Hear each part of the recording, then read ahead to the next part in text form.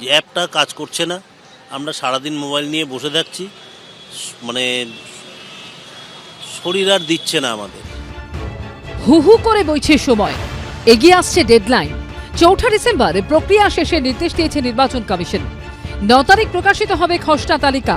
কিন্তু অভিযোগ, এরই মধ্যে কার্যত অকেজো হয়ে পড়েছে বিরোধের ব্যবহৃত অ্যাপ।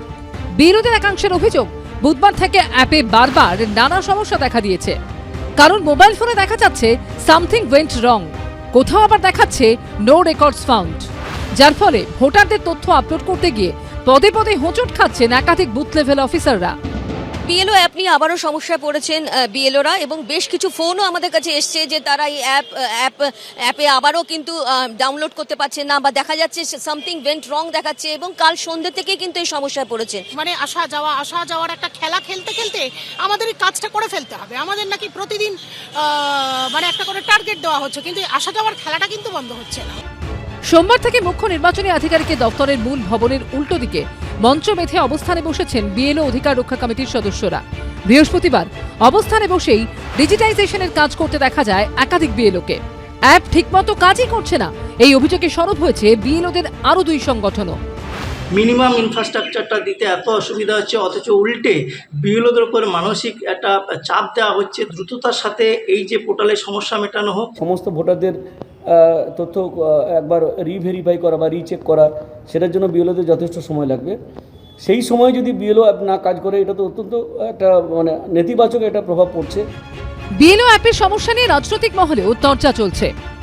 আসল কথা, যারা ইস্যু তৈরি করা এসআইআর এর খুঁত ধরার জন্য তৃণমূলের মতো একদল পার্টি বসে আছে, আর তারা এই জাতীয় ক্ষোভ তৈরি করাচ্ছে, ক্ষোভের আবহাওয়া নানান জায়গায় ছড়ানোর চেষ্টা করছে।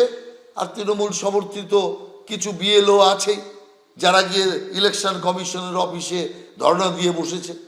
অতএব সেই কারণের জন্য বলবো যে পরিস্থিতি যে কোনো ক্ষেত্রে একটু এদিক ওদিক হতে পারে। অ্যাপ যখন কাজ করছে না, তখন ইনুমারেশন ফর্ম কত পেলাম আর সেটা আপলোড কত হলাম সে তথ্যও আসছে না। ইলেকশন কমিশনকে সম্পূর্ণভাবে পেছন থেকে পরিচালনা করছে এবিএম বলে একটি সংস্থা, অ্যাবাউট বিলিয়ন মাইন্ডস। তাদের কিছু ছেলে মেয়ে মাইনে করা, তারা ইলেকশন কমিশনে বসে এখন ইন্টার্ন হিসেবে তারা সম্পূর্ণ এই কম্পিউটার কন্ট্রোল করছে। এই অ্যাপ তৈরি সমস্ত কিছু তাদের কাজ, এবং যে কারণে আজকে ফেল হয়ে গেলে ইলেকশন কমিশন তার কোনো উত্তর দিতে পারছে না। সূত্রের খবর, বিএলও অ্যাপ নিয়ে সমস্যার কথা স্বীকার করেছে সিইও দফতর। দিল্লিতে নির্বাচন কমিশনের কাছে সে কথা জানিয়েছেন মুখ্য নির্বাচনী আধিকারিক। এরই মধ্যে বুধবার এসআইআর বাতিলের দাবিতে ডালহৌসি থেকে মুখ্য নির্বাচনী আধিকারিকের দফতর পর্যন্ত মিছিল করে এসইউসিআই।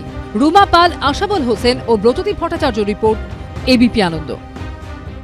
এবিপি আনন্দ, এগিয়ে থাকে, এগিয়ে রাখে।